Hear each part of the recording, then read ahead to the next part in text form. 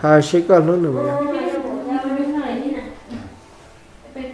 Hà đây cho một nó lá. Cái gì cho một nó. Hai à. Bây giờ là tao muốn à. Tại sao cái đó? Cú trong mà. Vô đâu có sinh ra, cú cho nó mới được cú sinh ra chuyện nào.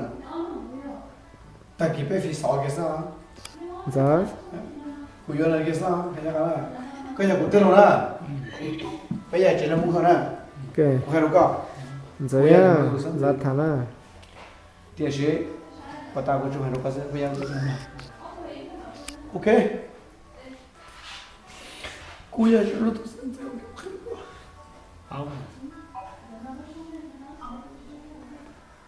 cô nhập không ta có ai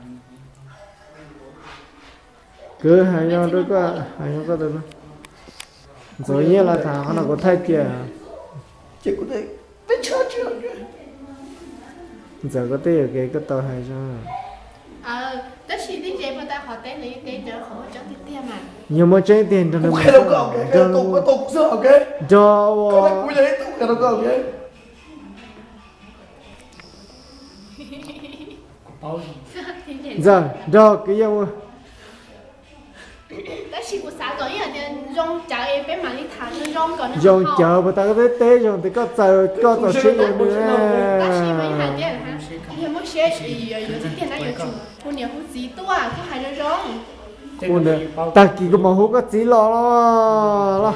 đi đi em một bữa mai chỉ ta kịp bên mình thảo có sao không bao giờ có